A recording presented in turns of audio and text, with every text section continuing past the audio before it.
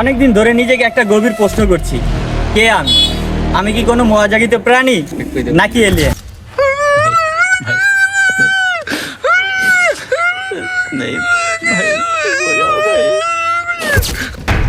বড় মামা বলছিল যে বড় হয়ে অনেক বড় রোস্টার হবি, সবাইকে ধুয়ে দিবি। কিন্তু বড় হতে হতে ভাবলাম যে সবাইকে ধোয়ার আগে জীবন আমাকে প্রতিদিন সার্ফ এক্সেল দিয়ে ধুয়ে দিচ্ছে। আমার আব্বু আম্মু আমাকে নিয়ে মহা চিন্তিত, কারণ আমি এত গবেষণা করে কন্টেন্ট ভিডিও বানাই, কিন্তু তারপরও ইউটিউবের অ্যালগরিদম আমার দিকে ফিরেও তাকায় না। मारो मुझे मारो मारो मुझे मारो मारो नहीं ये मजाक हो रहा है एक सेकंड यार मजाक हो रहा है। আর আমার জ্ঞানী বন্ধু বান্ধব এসে বলে যে ভাই তোর স্ক্রিপ্টে তো কোনো লজিকে নেই। আরে ভাই, লজিক দিয়ে কি হবে?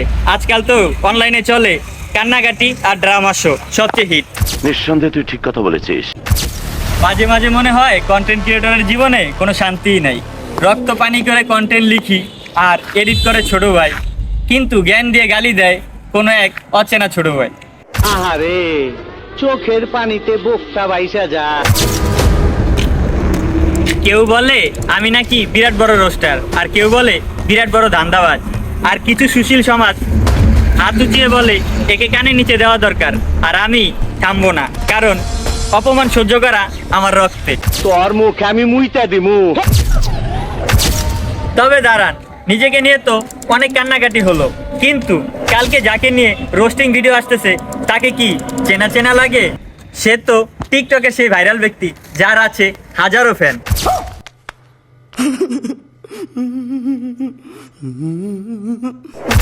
কাল তার এমন সব কীর্তি কাহিনী আর সিক্রেট ফাঁস করবো যা দেখে আপনাদের মাথাও 3 বার ঘুরে পড়ে যাবে।